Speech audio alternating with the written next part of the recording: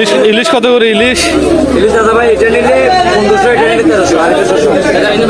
1500, 1300, 600। হ্যাঁ, এটা 500 টাকা। মাছের বাজারে আজকে ক্রেতার সংখ্যা অনেকটা কম।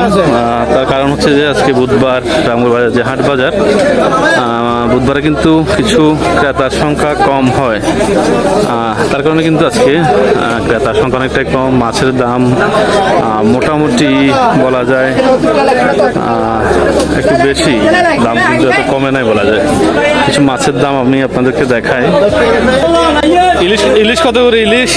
ইলিশ দাদা ভাই এটা নিলে 1500, এটা নিলে 1300, আর এটা 600। 1500, 1300, 600। হ্যাঁ, এটা 500 টাকা। কি অবস্থা? দাদার মালিয়া দেন মাল কি কি দিবা? 150? ইয়ে তো না কত করি? 220 টাকা রাখবো আগে 220 আচ্ছা চাই না দাদা, আরেকলা 220। তাহলে কি বড়গুলা 200 না এটা হচ্ছে 220। বড় দুটো একটা কেজি এলাম তারপর এই 10 সেকেন্ডে ইয়ে আমরা দেখি আরো সামনে এগুলো 190 টাকা করে। এই ছিল কিছুটা মাছের বাজারের পরিস্থিতি। আপনাদেরকে একটু কাঁচা বাজার দেখাবো আজকে, রামগড় হাট বাজার। যারা হাঁস মুরগি পালন করেন তাদের জন্য কিন্তু এখানে বিভিন্ন খাঁচাও রয়েছে। এটি খাঁচার গলি বলা হয়। এখানে যারা হাঁস মুরগি লালন পালন করেন তাদের জন্য বিভিন্ন ধরনের আইটেম রয়েছে। তারা এখানে এসে কেনাকাটা করেন, কিন্তু এটা বাজারের ভিতরের অংশ বলা যায়।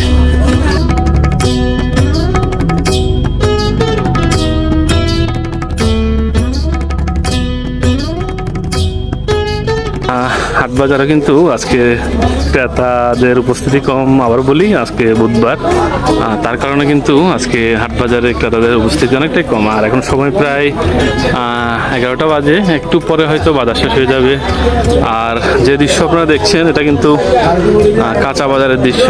আর কাঁচা বাজারের দাম বলা যায় অনেকটাই নিয়ন্ত্রণে আছে। যেমন কাঁচামরিচ কেজি বিক্রি হচ্ছে 160 টাকা করে, পাশাপাশি শসা 50 টাকা করে, বাঁশকুড়ুল 40 টাকা করে। বেশি দূরে যাব না, আজকে কিছুটা কাঁচা বাজার আপনাদেরকে দেখানোর চেষ্টা করেছি, এতটুকুই। আর বাজার শেষ, কারণ আজকে অনেক ক্রেতা বিক্রেতা কম হওয়ার কারণে কিন্তু ওইদিকে মানুষ বসে না। ওইদিকে কিন্তু অনেকটা কিন্তু যারা পাহাড় থেকে বিভিন্ন শাক সবজি নিয়ে আসেন, পাহাড়ি, তাদের সংখ্যা বেশি থাকে। তাদের সংখ্যা কিন্তু আজকে কম বলা যায়।